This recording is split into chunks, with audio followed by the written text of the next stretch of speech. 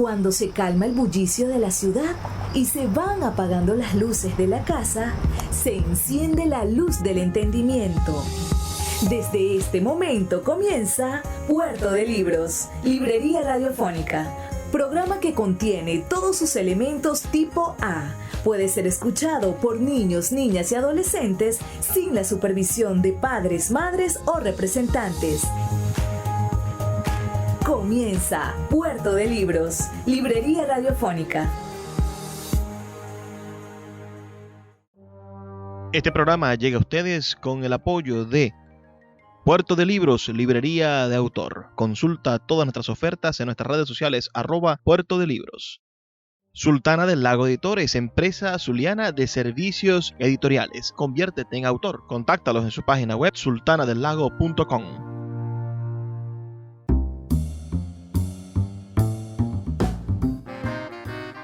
Bienvenidos a Puerto de Libros, Librería Radiofónica. Les habla Luis Peroso Cervantes, quien de lunes a viernes, de 9 a 10 de la noche, trae parte de este espacio a través de la Red Nacional de Emisoras Radio Fe y Alegría. 21 emisoras conectadas para llegar a sus hogares con buenos libros, con ideas que ayuden a transformar nuestra realidad con esas semillas del criterio, que tienen un árbol que da unos frutos a veces amargos, a veces dulces, pero que nos permiten, sin duda, ser mejores personas y mejores ciudadanos. Vamos a tener hoy en nuestro programa número 303 a una invitada verdaderamente de lujo. Me refiero a Milagros Socorro, una de las periodistas más destacadas de nuestro país, pero aunque la veamos a menudo en canales noticiosos, aunque estemos siempre leyendo sus maravillosas crónicas, no podemos olvidar que también es una de las voces de la narrativa venezolana contemporánea, bueno, más prolijas, y autora de libros de cuentos y de novelas, de los cuales estaremos intentando conocer un poco la subtrama personal, de dónde vienen esos textos y hacia dónde se dirige la pluma de Milagros Socorro. Milagros José Socorro Morales. Bienvenida, Milagros Socorro, a Puerto de Libros, Librería Radiofónica. Gracias, Luis, y gracias por haberte tomado el trabajo de informarte sobre mí. Me hace un honor. Gracias. Nace usted un 19 de marzo, supongo, de allí viene el José, sí. ese santoral, así que asumo que también su familia es católica, porque obedece a la tradición del santoral. Nace usted el 19 de marzo de 1960. Digamos que naces casi con la democracia, naces en un país que ha llegado a acuerdos, en un país que tiene una guerrilla montada en los cerros. Naces... En el 60 todavía no. Naces en un país que va experimentando la democracia, que está haciendo un intento nacional para generar un cambio en positivo, que ciertamente lo vivimos con todas sus fallas y no fallas. Pero a mí lo que más me llama la atención es el hecho de que te crías en uno de los lugares más prósperos de toda Venezuela. Te crías en Machiques de Perijá, que y todavía están los vestigios, ¿no? De familias que siguen dándolo todo por mantener el impulso de la ganadería, la producción láctea, las mejores razas de animales. ¿Qué recuerdo tiene Milagros Socorro de esa infancia en esa Machiques de los años 60 y 70? Todos, absolutamente todos los recuerdos. Yo salí de Perijá cuando yo tenía 15 años. Piensa que yo me escolaricé muy tempranamente porque yo tenía mucho deseo de ir al colegio y yo fui, digamos, de las primeras generaciones venezolanas, creo yo, en ir al kinder. O sea, yo hice kinder y preparatoria, pero antes, como tenía tanto deseo de ir al colegio, sobre todo de aprender a leer, yo tenía un inmenso deseo, de una necesidad de aprender a leer, en parte porque veía a mis padres, a los dos, yo he sido la mayor de 4 hermanos, Y yo veía a mis padres leyendo toda la vida. Mi padre, sobre todo periódicos, mucha prensa leía mi padre. Y bueno, mi mamá libros, novelas, qué sé yo. Y entonces, como yo deseaba ya también sumarme a esa comunidad de lectores, ellos, ellos me pusieron en una cosa que se llamaba, antes en Venezuela, yo digo se llamaba porque no he vuelto a escuchar ese concepto, digamos, empresarial y de servicio, que es la escuelita paga. La escuelita paga es una institución privada, y enfatizo esto porque no formaba parte, digamos, del entramado institucional, no estaba inscrito en el Ministerio de Educación, sino que eran mujeres, por lo general, lo que se llamaba antes mujeres, digo antes porque también este concepto varió con el tiempo, que eran mujeres solteras, pues, mujeres que no tenían marido, que no tenían hijos, pero que necesitaban una manera de mantenerse, pues, y entonces abrían estas escuelas. Bueno, lo hacían en su casa, digamos, la infraestructura era la que tuvieran en su casa, y era, bueno, yo lo recuerdo, en verdad, tenía 3 años, lo recuerdo bastante, bueno, como un mundo encantado, ¿no? Porque íbamos allí, sobre todo íbamos a jugar. Venezuela es un país muy musical, el Zulia no es la excepción. eh, y entonces era, bueno, qué sé yo, cantar. Recuerdo que en algún momento las maestras hicieron como una sucesión de mesas, con lo cual eh, acomodaron una pasarela, y en esa pasarela recuerdo las niñas más grandecitas, pues, caminando por allí, cantando. eh, bueno, ya me embalé con esto, te lo advertí, Luis. Bueno, eso por decirte eso, hasta tercer año de bachillerato que yo estudié en Los Maristas, un extraordinario colegio con el que tengo todavía, bueno, por supuesto que una deuda impagable, pero además unos vínculos enormes.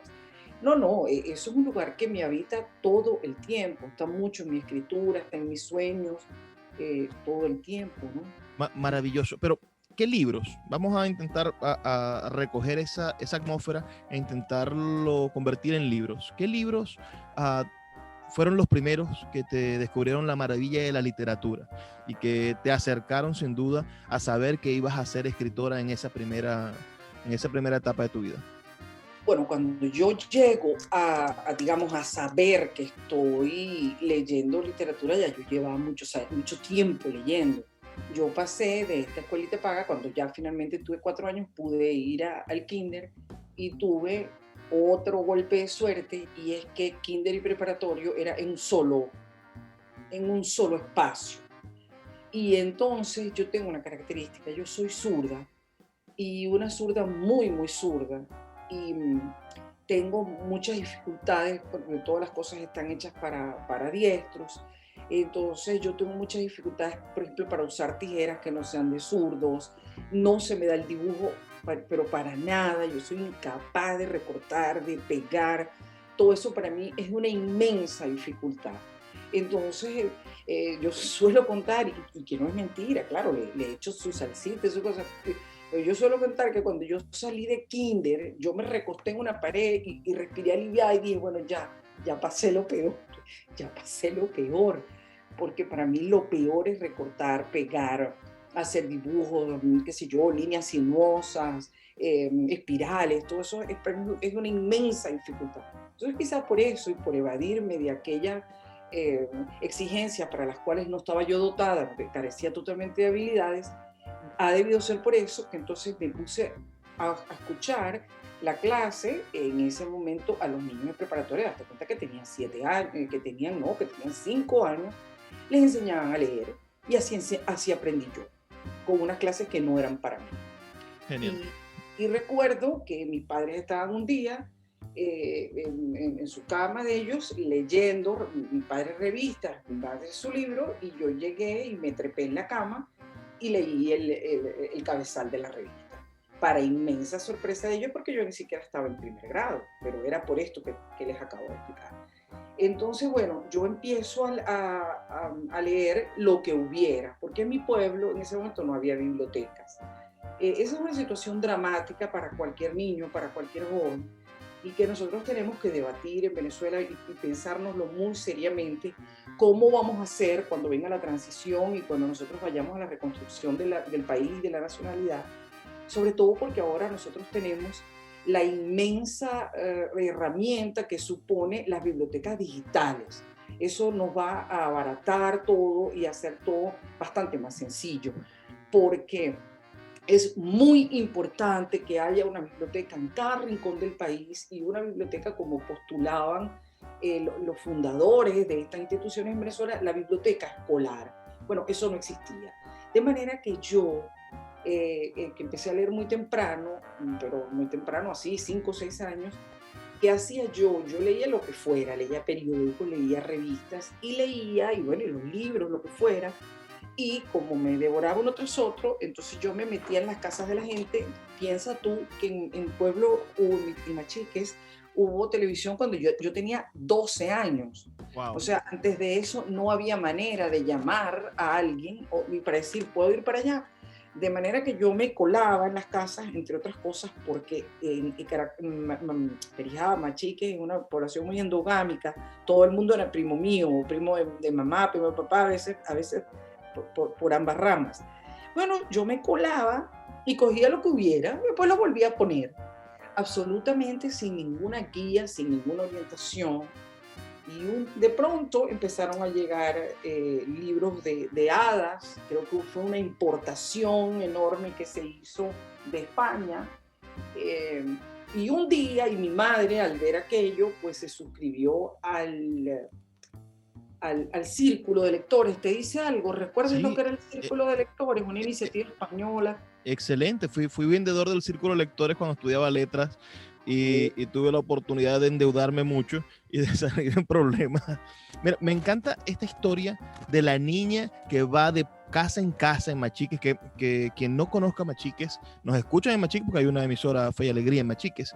Machiques es un pueblo completamente abierto, es uno de los sitios donde todavía se respira la inocencia y la pluralidad venezolana, donde bajo ese sol uno puede disfrutar de la cordialidad y de ser recibido con un café, con una sonrisa y buscando una buena conversación. Me encanta la idea de la niña casa por casa, bueno, intentando coleccionar nuevas lecturas, intentando descubrir nuevos mundos. No lejos, porque teníamos mucha restricción de movimiento, sobre todo las niñas, mucha restricción. Entonces iba, qué sé yo, en la cuadra, por suerte había, qué sé yo, dos maestras cerca, una en la misma cuadra, otra enfrente, y yo iba leyendo y leyendo hasta que mi madre, bueno, eso lo he seguido haciendo, o sea, yo voy a casa, no sé, de amigos en otros países, en otras ciudades, quiero decir, me quedo 2 o 3 días, por supuesto llevo mi libro, ya llevo digital. Pero vamos a hacer una pausa, Milagros, disculpa que te interrumpa, porque tenemos que escuchar los mensajes de Radio Fe y Alegría, son solamente 2 minutos. Las personas que quieran dejarnos un comentario pueden hacerlo al 0424-672-3597 con nuestras redes sociales @Librería Radio en Twitter y en Instagram. Escuchas Puerto de Libros con el poeta Luis Peroso Cervantes. Síguenos en Twitter e Instagram como @Librería Radio. La librería Puerto de Libros, librería de autor, ya se encuentra en el Teatro Baral de Maracaibo. Puedes acercarte al maravilloso espacio del café del Teatro Baral y allí vas a encontrar un repertorio gigantesco de libros de nuestra librería Puerto de Libros, librería de autor. También puedes solicitar cualquiera de nuestros títulos a través de nuestra página web puertodelibros.com.be o a través de nuestras redes sociales, especialmente Instagram, @Puerto de Libros en Facebook, Twitter e Instagram. Puerto de Libros, la mayor librería virtual de Venezuela y ahora también en el Teatro Baral, patrimonio cultural de nuestro país. El poeta Luis Peroso Cervantes le acompaña en Puerto de Libros, librería radiofónica, por Radio Fe y Alegría, con todas las voces. Seguimos en Puerto de Libros, librería radiofónica. Esta noche con una persona a la que yo he admirado siempre, que he visto con un espíritu combativo, quien desde el inicio de las redes sociales entendió el poder que tenían estas redes sociales para hacer periodismo, para transformar las ideas de las masas y de las no tan masas, porque a veces los discursos del oculto no llegan a las masas que quisiéramos. Más influencia puede tener un reggaetonero o quizá una persona que se mueva en otros aspectos que los que puede tener un escritor. Pero Milagros Socorro, que sabe del periodismo, que fue profesora universitaria en periodismo en la Universidad del Zulia, si no estoy mal informado. Bueno, es además una iniciadora de muchísimas cosas. A mí me maravilla un proyecto que tú desarrollaste y que significó de alguna manera el intento por modernizar o hacer un periodismo de vanguardia en la ciudad de Maracaibo. Esos tipos de intentos de hacer desde la quimera imposible de las ciudades del interior del país, porque todo lo que hacemos desde Maracaibo, hacemos desde Mérida, hacemos desde Barquisimeto, cuando llega a Caracas, cuando llega el papel literario, cuando llega a diferentes espacios, la gente dice, hey, ¿cómo hicieron esto allá en Maracaibo? Ustedes desarrollaron en el año 1987 la revista Babilonia, de la cual he tenido en la mano algunos ejemplares. Yo digo, esto no se estaba haciendo en Caracas, esto se estaba haciendo en Nueva York, esto se estaba haciendo en otras partes del mundo, pero estaba la modernidad del periodismo en la mano de un zuliano. Háblame de ese proyecto de la revista Babilonia.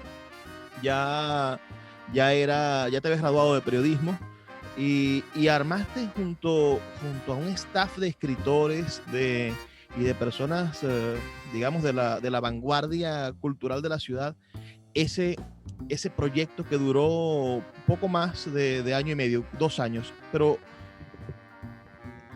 entre el intento, el deseo, el sueño y finalmente los motivos que hacen que desaparezcan, ¿qué fue la revista Babilonia para Milagros Socorro?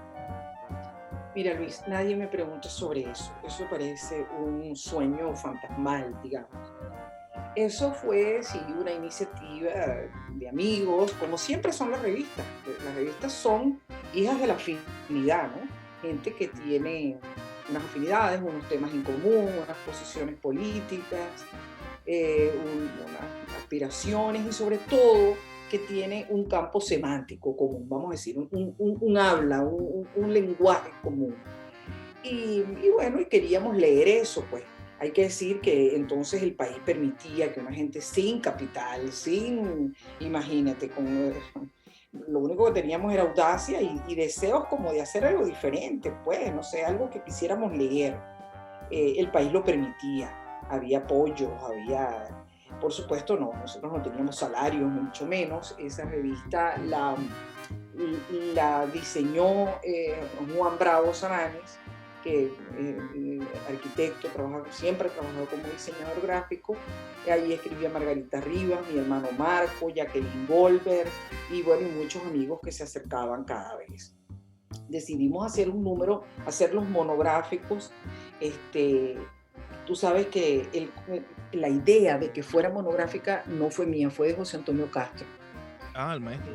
Sí, fue José Antonio Castro, que era un buen amigo mío, y un día conversando sobre este proyecto, él dijo, mira, estas revistas que de pronto no sabemos cuándo pueden salir, porque tenemos que reunir pues los churupitos para pagar la impresión, no podemos entonces prever el metabolismo que va a tener la periodicidad, lo mejor es que sea monográfico, de manera que no dependa de la actualidad. Y mira, nos lo pensamos bien, lo planteé pues, con estos compañeros y lo hicimos. Era en blanco y negro porque no teníamos para correr, no queríamos, pues queríamos hacer una cosa además que tuviera como un poco de nostalgia. Nosotros nos caracterizábamos por un Zulia nostalgiado, pues nos la pasábamos caminando por el centro de Maracaibo para ver cosas, gárgolas, fachadas, nos íbamos, entrábamos en tiendas, en las tienditas, no sé, zapateros remendones, abastos, qué sé yo, para ver el interior de estas casas, para percibir el cambio entre la intemperie bueno, y el interior de las casas, que solamente con transponer la puerta ya sentía perfectamente 4 grados menos o quizá más diferencia. En fin, teníamos como una idea del Zulia, sí, yo diría llena de nostalgia, buscábamos un Zulia idealizado y esa revista es hija de eso, y por supuesto nosotros nos sometíamos pues a jornadas de estudio tremendas, porque eso que yo te dije, que yo empecé a los 3 años en una escuelita paga y yo nunca he parado de estudiar, nunca. O sea, yo creo que el tiempo que yo más tiempo que he estado sin estudiar debe haber sido 3 meses. En este momento estoy tomando 2 diplomados y además yo enseño. El aula para mí pues es un espacio de libertad, un espacio de reto, un espacio de calma para mí, de contención. Bueno, y entonces nosotros estudiábamos, veíamos todo el cine posible, todo el cine posible. Yo cada vez que el Museo de Arte Contemporáneo de Caracas abría una exposición importante, viajaba a Caracas a verla. También iba a los festivales de teatro, o sea, siempre pues con el deber de formarme, porque además muy rápidamente también me hice profesora, y tú sabes que un profesor, digamos, no es alguien que sabe más que los demás, es alguien que estudia más que los demás, porque es una responsabilidad enorme. Pues. En la librería Puerto de Libros hay 2 ejemplares de un libro amarillo con fotografía en blanco y negro, publicado en 1991, titulado Una atmósfera de viaje. Venía siendo la periodista, digamos, promesa de la nueva generación en los años 80. Bastante polémicos algunos artículos. La ciudad, ciertamente, en la ciudad de Maracaibo te ofrecía material para hacer así, pero ¿en qué momento Milagros Socorro decide empezar a escribir ese libro y concursar? Porque es un libro que lo publica la Universidad del Zulia, porque gana una bienal, la primera bienal Udo Pérez. Sí, entonces, ¿dónde está el génesis de la Milagros Socorro, escritora, narradora, y este libro cómo nace? Bueno, son 2 preguntas, Luis. Uno es, ¿cuál es el origen de mi vocación?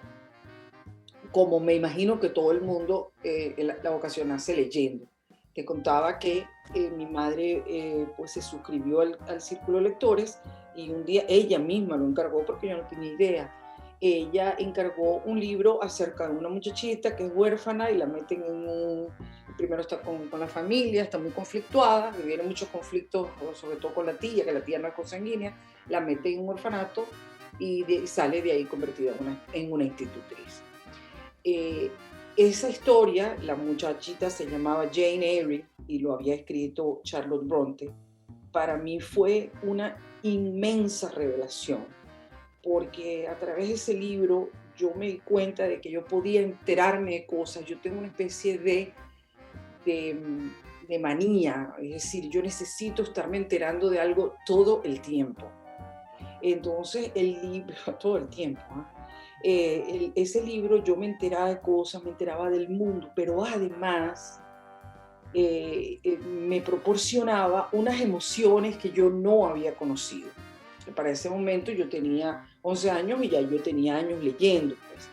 Pero es con ese libro que yo entendí que la lectura podía, además de informarme, podía llevarme a unas honduras, a unos misterios y a otros mundos, pues. Y a partir de ese momento yo pensé, esto es lo que yo quiero hacer.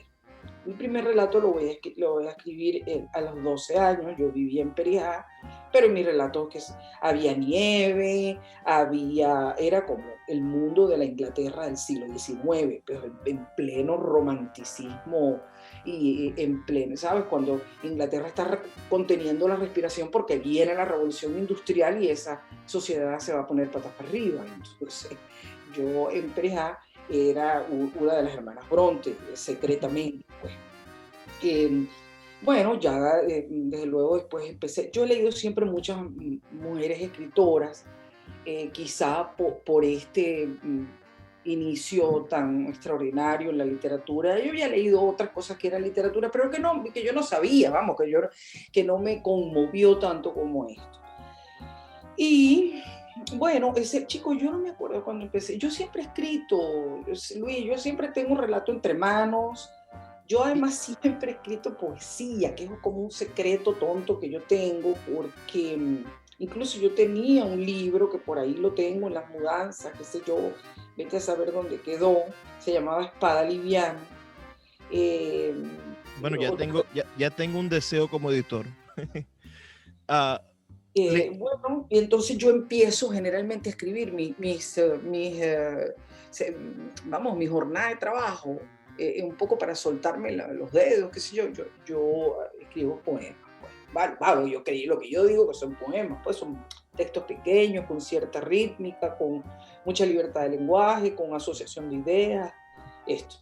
Una atmósfera de viaje, ¿cómo nace?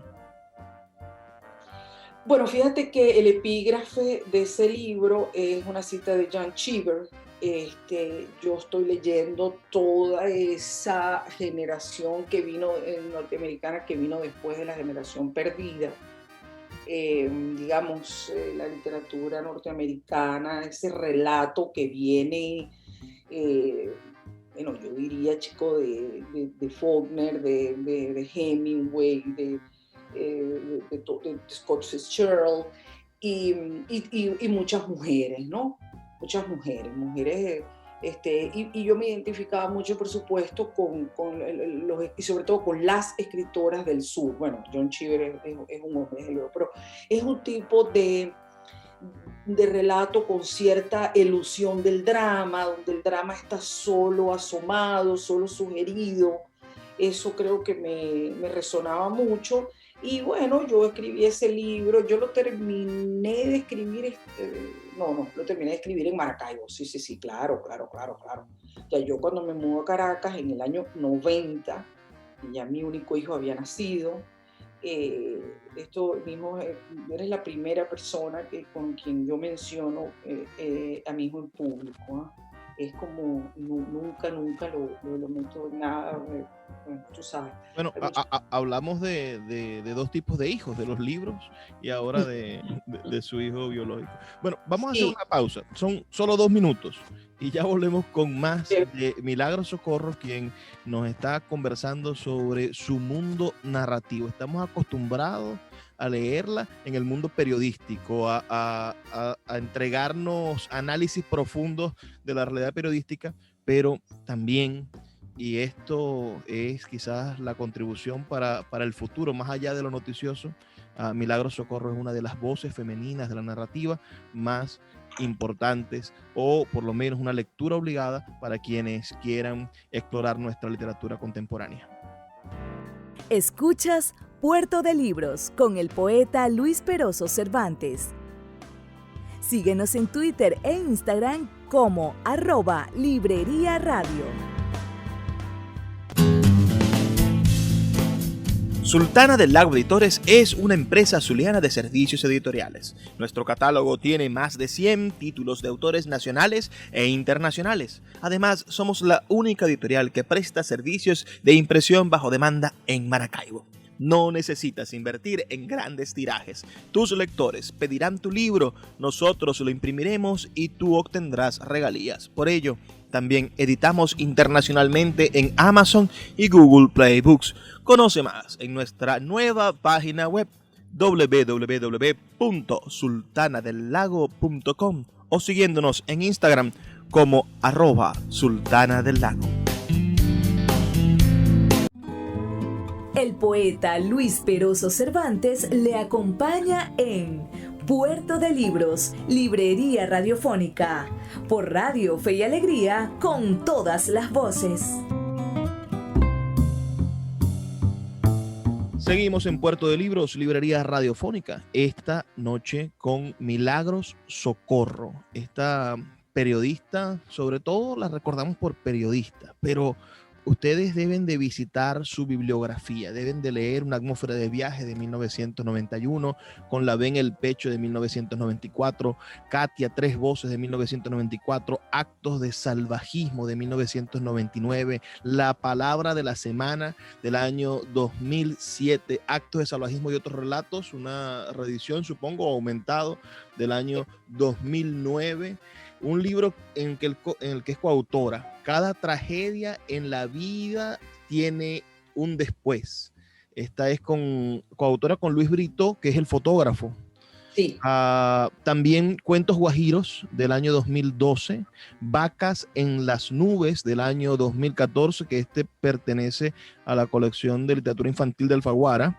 Y el más reciente, Un café con el dictador y otros relatos sin ficción del año pasado, del año 2020. ¿Se me escapa alguno de los libros en esta lista? Creo que no mencionaste Katia Tres Voces, creo. Sí, del 94, Katia Tres voces. Bueno, sí. Y El abrazo del tamarindo, la novela de Alfaguara, ¿lo mencionaste? Esa se me escapó, que por cierto es una edición bellísima, es El abrazo del tamarindo. Tenemos un ejemplar en la librería Puerto de Libros para los que quieran adquirirla. Me gustaría... Se te pasó uno, pero es que no puedes saberlo. Hace exactamente una semana se presentó en Dinamarca mi libro en danés, una traducción al danés, y la traductora, que pudo escoger entre muchos textos, justamente lo que más le interesó es lo que yo he escrito sobre mi padre, sobre Perijá, curiosamente. Pero maravilloso. Tenemos un libro perijanero en danés. Te voy a mandar la portada para que la vea. Nadie lo sabe, la primera vez que hablo de eso. Se van a volver locos nuestros amigos de Perijá, que aman a todos sus representantes en el mundo. Me gustaría que hablaras, Milagros, sobre Con la V en el pecho. Ese libro sobre Alfonso Chico Carrasquel, ese relato que sin duda fue una manera diferente de entrar en el mundo del béisbol. ¿Por qué una machiquense? ¿Por qué una zuliana mujer se dedica a escribir sobre ese personaje deportivo? Muy buena pregunta. Es un libro por encargo. Un libro por encargo. En ese momento el presidente de Fundarte era Tulio Hernández, y Tulio quiso hacer una colección de memoria de, digamos, personajes populares venezolanos, y el primero, la persona que se encargaba de la editorial era mi amiga también, Blanca Streponi. Blanca me llamó a mí. Blanca es argentina, entonces, y yo no tengo idea del béisbol, porque yo nunca he tenido sensibilidad para el béisbol. Mi padre era un gran aficionado, y yo estoy rodeada de aficionados. Mi único hijo después iba a ser de los criollitos, o sea, jugador, pues, en los fines de semana, qué sé yo.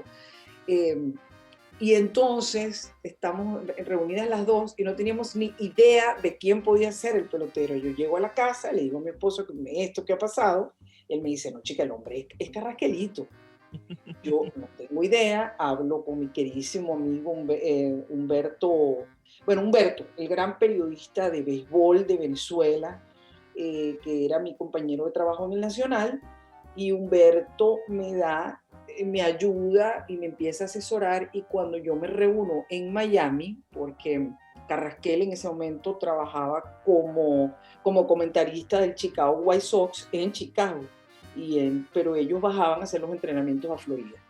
Entonces, bueno, nos citamos y nos encontramos allí en marzo de 1993. Sí, en marzo de 1993, y ya yo en ese momento era una experta. Pero una experta que él se quedaba asombrado de la cantidad de detalles que yo tenía. Yo me presenté en Miami, donde íbamos a hacer la serie de entrevistas. Yo había escrito un cuaderno entero, en las páginas de ambos lados, entero con las notas. Esto pasó antes que, o sea, yo estaba súper preparada. Y bueno, y después tomé la decisión de hacerlo en primera persona, que fuera él el que hablara.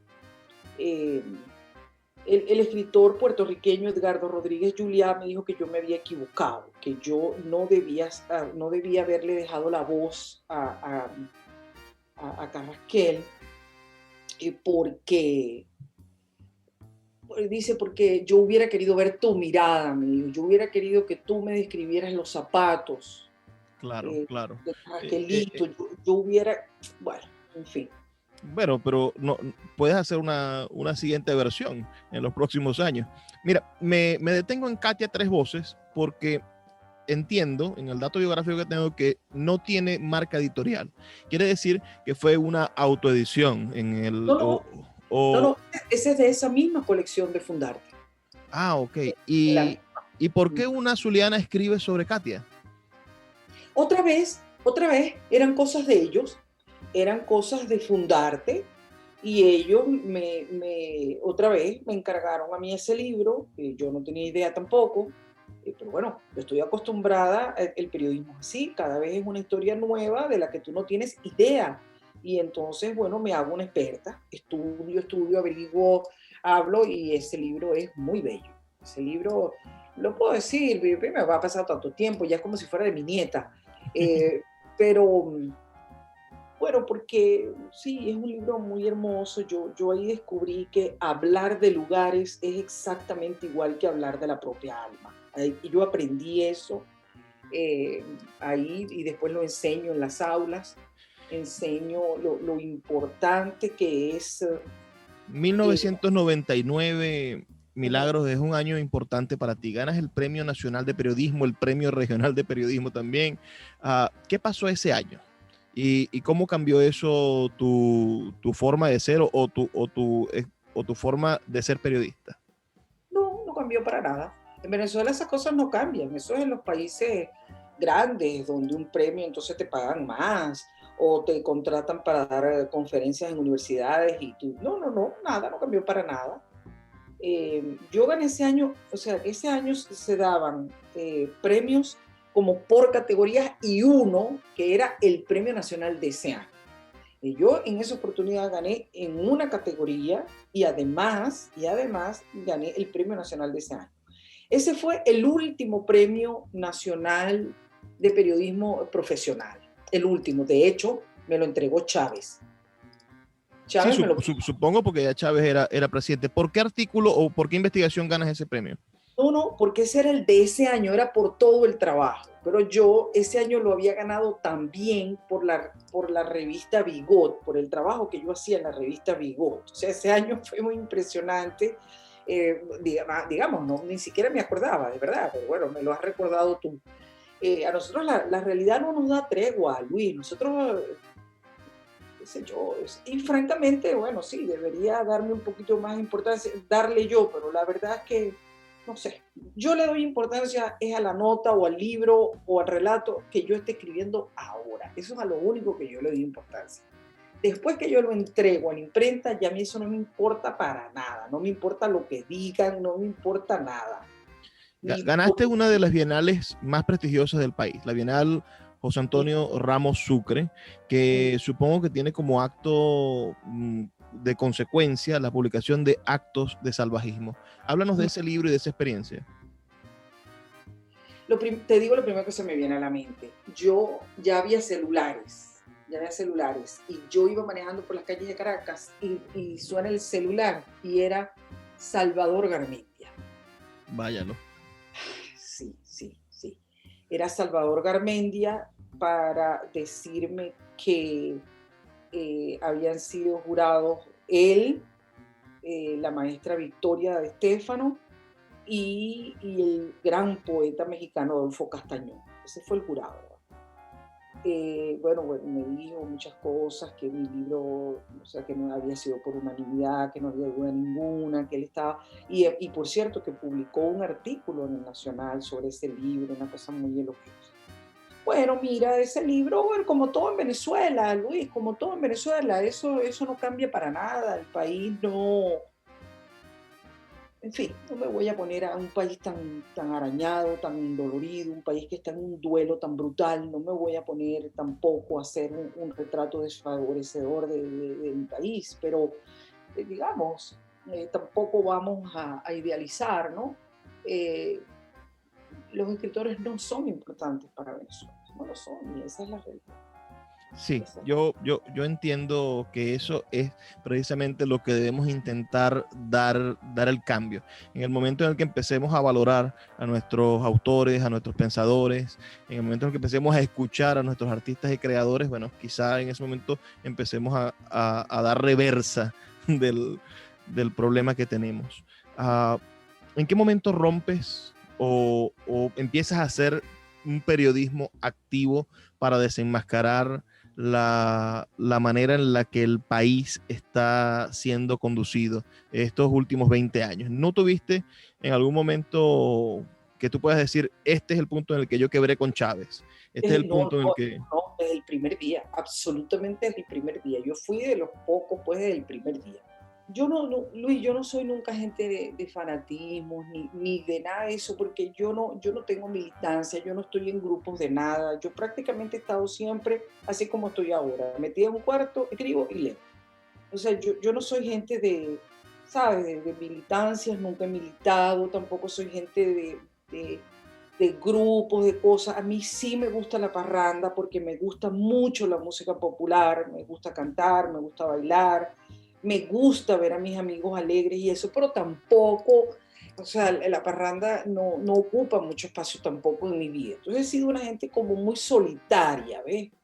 Entonces, bueno, yo en mi vida yo vi a Hugo Chávez una sola vez, que fue cuando me entregó el Premio Nacional de Periodismo, porque como te decía, ese fue el último premio profesional. Ese premio lo dio un jurado de periodistas, no de, ¿sabes?, de propagandistas ni nada. Ya después ya no hubo más Premio Nacional de Periodismo, ya todo fue para la propaganda de Chávez y del régimen. Pues entonces, no, nunca en la vida, nunca.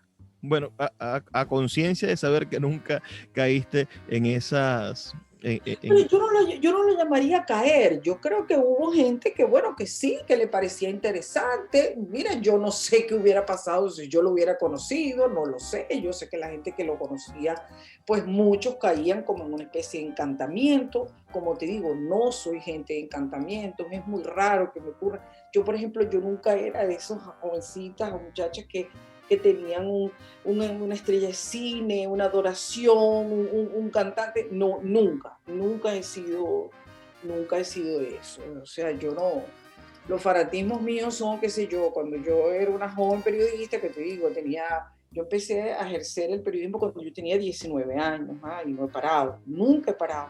Entonces, ¿qué hacía yo? ¿Sabes lo que yo hacía? Yo copiaba páginas enteras de Vargas Llosa para aprender la puntuación, pero páginas enteras para la puntuación y para los diálogos directos. Qué maravilloso ejercicio. Vamos a hacer una pausa. Recuerden sus comentarios al 0424-672-3597 y ya volvemos con el último segmento de Puerto de Libros, Librería Radiofónica. Síguenos en @Librería Radio. Sin publicidad, tu marca o negocio está en desventaja frente a miles de emprendedores que sí hacen uso de los medios para dar a conocer sus productos. Puerto de Libros, Librería Radiofónica, te ofrece el mejor paquete publicitario para tu empresa. Un anuncio mid-roll en mitad de programa de 30 segundos, menciones en Twitter e Instagram, emisiones diarias en las 21 emisoras de la Red Nacional de Emisoras Radio Fe y Alegría, más la presencia en 25 plataformas de podcast a nivel mundial. Además, colgamos un anuncio permanente en nuestra página web. Únete a nuestro selecto grupo de patrocinantes y garantiza que tu marca o negocio tenga presencia diaria y constante ante miles de personas. Invierte en publicidad en radio con Puerto de Libros, Librería Radiofónica. Consulta nuestras tarifas al 0424-672-3597. 0424-672-3597. El poeta Luis Peroso Cervantes le acompaña en Puerto de Libros, Librería Radiofónica, por Radio Fe y Alegría, con todas las voces. Llegamos a nuestro último segmento. Esta noche, una noche de lujo, de verdad, estoy honrado que Milagros Socorro me haya permitido entrevistarla cuando ella es la autora de las entrevistas más agudas que yo he leído. Recientemente le hiciste una entrevista a Marlene Nava y desnudaste un poco el problema de lo que ella ve, ¿no? Lograste sacar de sus palabras un retrato de la ciudad de Maracaibo. Tú que estás a kilómetros en este momento, ¿qué recuerdas de Maracaibo y qué sentimiento te trae, bueno, haber sido la entrevistadora o haber hecho ese reportaje sobre Marlene Nava que tanto dio de qué hablar? A ver, es que partes de una falsa premisa. Yo no estoy lejos. Yo nunca estoy lejos del Zulia. Nunca. Nunca estoy lejos del Zulia. O sea, es que no podría. Nosotros somos... Yo no tengo una gota de sangre que no sea del Zulia, por lo menos por 5 generaciones. ¿eh?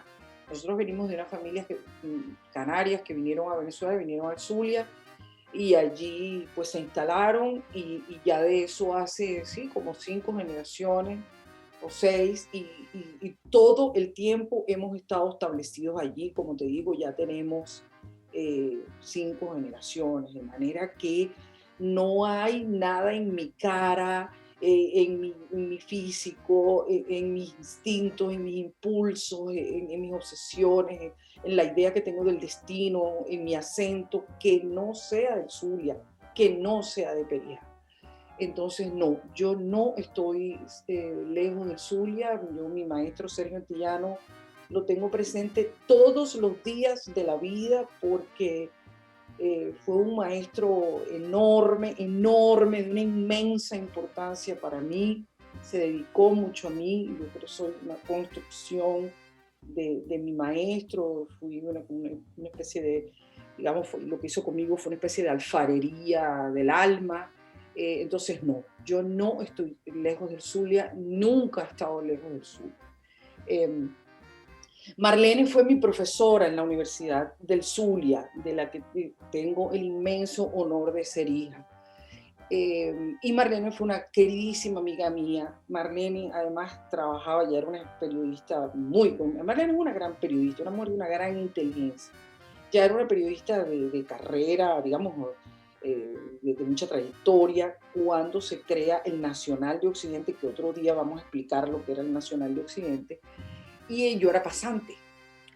Y entonces cada vez que yo tenía una duda, yo iba para su cubículo y ella me atendía con una enorme dulzura. Me parece que la estoy viendo mientras te hablo, con aquellos ojos verdes que destellaban de inteligencia, de vitalidad, de compromiso, de belleza, de imaginación. Bueno, y entonces cuando hacemos esa entrevista, imagínate, no es la primera vez que yo la entrevisto, por lo demás. En una entrevista, pues nos entendemos muy bien, sabemos lo que es el periodismo, sabemos el periodismo para qué sirve, sabemos cuál es nuestro deber, de manera que esa entrevista fue un abrazo más de los muchos que nos hemos dado. Entiendo. Yo siento que el periodismo y la narrativa para Milagros Socorro son en algún momento hermanos y que haces periodismo con un sentido de conseguir lo mismo que intenta hacer el narrador, que es crear situaciones o imaginar situaciones que van a pervivir más allá del momento. El narrador intenta, por ejemplo, no hablar de la actualidad porque sabe que la novela dura más que lo que puede durar el periódico de cada día. Algunas novelas duran más, algunas. ¿Cómo elige Milagros Socorro estos temas? Siento que tienes una conexión especial con ellos, los vas construyendo mentalmente antes de hacer la entrevista. ¿Cómo elige Milagros Socorro sus temas periodísticos y sus temas narrativos? Bueno, te voy a dar una fórmula que es muy socorrida, pero no menos real. Yo no escojo los temas me escogen. Es decir, yo escribo una cosa cuando ya pienso en ella por tercera vez. Y yo pienso mucho porque yo camino todos los días. Entonces yo en las mañanas salgo a caminar, generalmente tengo perro, entonces yo salgo a dar mis caminatas con mi perrito, con mis perros, y y ese es mi tiempo de pensar, mi tiempo de escribir. Y cuando ya me veo que llevo rato, digamos, contestando, yo sobre todo lo que yo hago es contestar los discursos, las narrativas que se van haciendo oficiales. O sea, justamente las falsas premisas, pues. Generalmente eso es lo que yo hago. Enfrentar las falsas premisas, tratar de desmontarlas, y eso se hace con información. Con información y con una escritura inteligible, ¿no? Alguien, Uh-huh. alguien me dijo, Milagros, recientemente, cuando me hablaba de mi emoción de que te iba a entrevistar, alguien me dijo, bueno, ella tuvo que irse porque escribió un artículo, tuvo que buscar el autoexilio, escribió un artículo sobre la homosexualidad en los altos cargos de los militares. Y otra persona me recordó que habías escrito, o que la revista Babilonia tuvo también en algún momento el interés de hablar sobre la homosexualidad en cargos políticos, gentes de la sociedad de Maracaibo, y que fue una revista muy, muy, muy comentada. Yo quisiera preguntarte precisamente por los derechos humanos. Tú, sin duda, lo hemos visto en tus escritos, tú eres una defensora de los derechos humanos. Y recientemente acabamos de ver, bueno, cada 28 de junio, el Día del Orgullo, hay manifestaciones sobre el tema homosexual y sexodiverso, disímiles, ¿no? Pero se ve siempre el odio de la persona que está en contra. ¿Cómo ves, tú que lo has estudiado en estos dos casos, cómo ves este tema en la ciudad, en Venezuela? ¿Crees que llegará el momento en el que se imponga la justicia universal y estos derechos humanos se hagan públicos, o no será durante el chavismo, será posteriormente? Bueno, a ver, primero, yo no recuerdo haber escrito sobre oficiales homosexuales, y además que francamente no me resulta interesante, pues a mí no me resulta interesante. Yo, por supuesto, leo homosexuales, escritores que son homosexuales, pero digamos, el tema no me resulta... No me resulta interesante, no le veo la relevancia, pues yo no veo por qué eso sería interesante. Entonces yo, no recuerdo, ¿no? O a lo mejor escribí sobre un caso porque había un oficial homosexual. Desde luego que estoy totalmente de acuerdo en que los homosexuales estén en las Fuerzas Armadas digamos, y que no estén en el closet, pues. A ver, el chavismo es violador de derechos humanos. El chavismo entró violando derechos humanos. El golpe de Chávez del 92 fue espantosamente violador de derechos humanos. El Caracazo, con el que cada vez vemos mayor relación digamos, con un protochavismo, con un chavismo avant la lettre, o sea, un chavismo ante el chavismo, pero ya vamos viendo cada vez más gente que luego sería chavista y que estaban en esto del Caracazo, pues también, porque se suele hablar de la violación de derechos humanos de las Fuerzas Armadas. En fin, a ver, quien viola los derechos humanos es el poder, por supuesto, eso es así, pero también hubo mucho crimen del lado de los saqueadores y de otro lado, digamos, ¿no? Entonces, no, con el chavismo no se van a acabar las violaciones de derechos humanos, claro que no. Pero no olvidar que esos crímenes no prescriben, de manera que, por lo menos, por decirlo poco, la sociedad en algún momento se va a ver de frente, porque va a haber una comisión de la verdad. El país va a saber exactamente qué fue lo que pasó. El país va a saber hasta dónde llegó la sevicia, la crueldad. El país va a saber quiénes estuvieron en eso, desde cuándo. Eso se va a saber. O sea, entonces, lo mínimo es que nosotros vamos a tener ante nuestras caras de qué dimensión ha sido la violación de derechos humanos en Venezuela. Y si yo pienso que los homosexuales de Venezuela van a tener mejores tiempos, pienso que sí. Estoy segura de que sí. tenemos ya gente, activistas muy serios que están en esa senda. Por supuesto, en este momento todo el mundo está en Venezuela en la supervivencia, pues. Ciertamente. Pero la verdad es que sí soy muy optimista, digamos, con lo que el futuro puede traer por la cantidad de gente que se está formando y que ya es activista. Estoy totalmente de acuerdo con el matrimonio paritario. Creo que es una deuda enorme que nosotros tenemos. También creo en los derechos de los transexuales. Pienso que tienen que tener un lugar en la sociedad. Entonces sí creo que nosotros tenemos un enorme atraso, pero bueno, nosotros hemos hecho un retroceso brutal en materia de derechos humanos y de derechos civiles. Espero entonces que cuando nosotros retomemos la senda de la democracia y de la institucionalidad, las prioridades de los derechos sexuales estén, digamos, que los derechos sexuales estén entre nuestras prioridades. Claro que sí, sin duda. Cierro con una idea, Milagros, que era de Atahualpa Yupanqui. Cuando le preguntaban, Atahualpa Yupanqui pasó los últimos años de su vida en París, pero él decía que no estaba lejos, así como tú dijiste hace un rato, que no estaba lejos de La Pampa ni de Argentina, porque al cerrar los ojos estaba montado en su caballo, y en su caballo favorito, y estaba recorriendo su pampa y estaba en su llano. El exilio, el autoexilio, o este periodo en el cual estás lejos físicamente, pero no mentalmente, ¿qué te ha traído como ser humano? ¿Qué te ha enseñado? La última pregunta, para cerrar, y además para intentar rescatar un sentimiento que estoy seguro que tienen muchísimos venezolanos igual que tú. Bueno, lo primero es que eso de autoexilio me parece retorcer un poco un concepto, porque nadie se va de su casa. Yo dejé mi casa, mis libros, es decir, un lugar sumamente cómodo, lleno de libros y de mis colecciones, de mis tonterías que yo colecciono, pero en fin, yo nunca en la vida hubiera dejado eso digamos, por un capricho o por una veleidad. Tengo razones muy serias, que bueno, esto no se trata de mí, digamos, ¿no?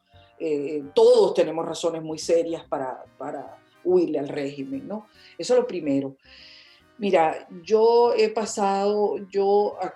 tuve que cruzar el desierto, o sea, yo tuve una etapa muy dura, muy dura, porque yo estoy viajando desde que era niña muy pequeña.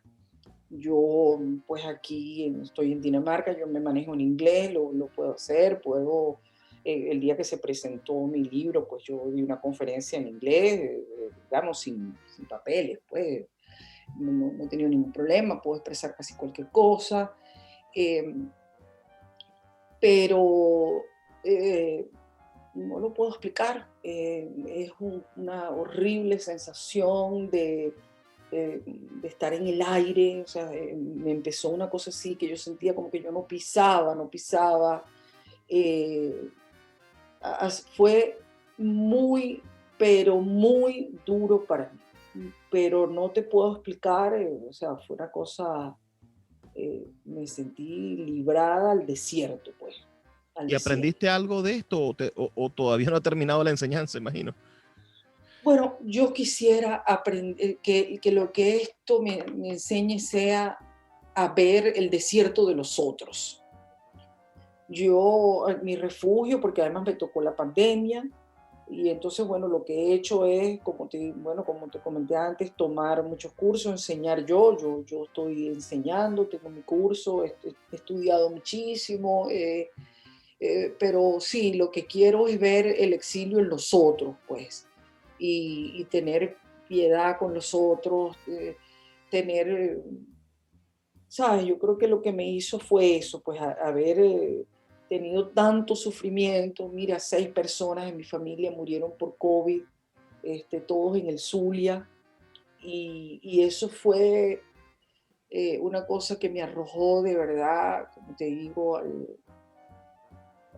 muy duro, pues, o sea, muy duro, y Y bueno, me he hecho, por ejemplo, no sé, siento que ahora necesito menos cosas. Hay que decir, por ejemplo, los libros, pues que para mí yo necesitaba ese perolero, ese montón de libros. Yo tengo una bella colección de libros venezolanos, colección, por cierto, que es para la Universidad del Zulia. En algún momento, pues ya, pues mi hijo, o sea, tú sabes que yo no creo en heredar bibliotecas. Yo creo que cada quien hace su biblioteca, mucho más ahora que las bibliotecas son digitales. Pero mi colección de libros venezolanos es muy bella, muy única. Una vez José Suárez Núñez, que era un veterano periodista de origen cubano, estuvo en mi casa, pues estuvo varias veces, pero la primera vez que fue, se quedó mirando así y dijo, yo creo que ningún periodista venezolano tiene una biblioteca así. Maravilloso. Es una bellísima biblioteca que es para la Universidad del Zulia, pues.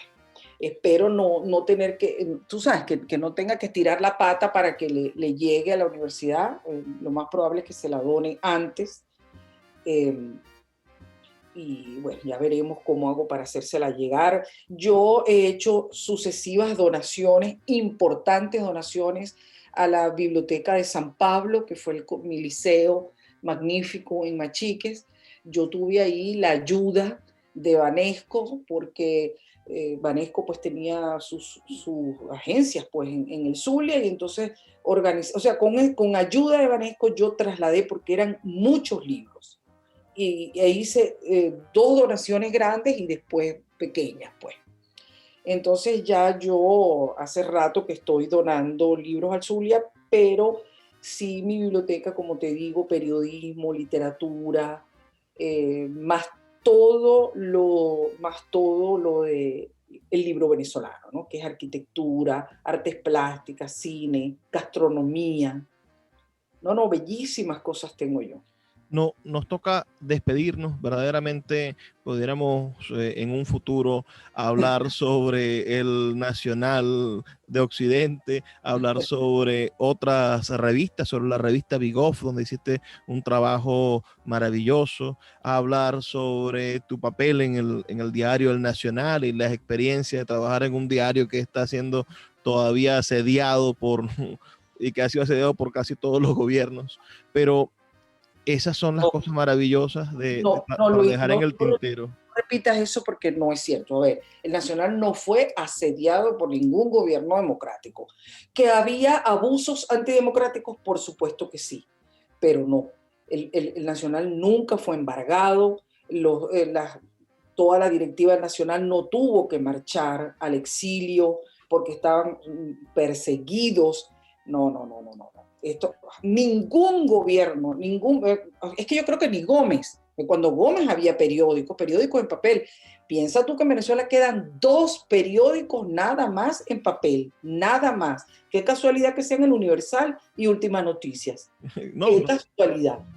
La historia de la censura y de la crítica ciertamente no tiene comparación con la actualidad. La actualidad rompieron todos los récords.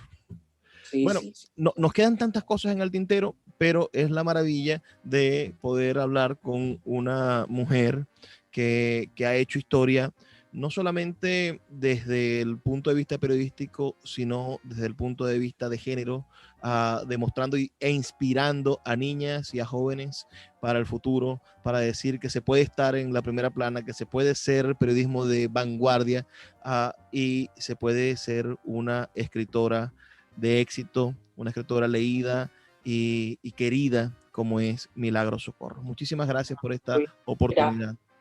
Gracias. Después te contaré cómo yo me inicié en la radio, en Radio Selecta. Bueno, pues ha sido un placer conversar con todos ustedes. Nos escuchamos, recuerden, de lunes a viernes, de 9 a 10 de la noche, por la Red Nacional de Emisoras Radio Fe y Alegría. Y no puedo despedirme sin antes pedirles que por favor sean felices, lean poesía.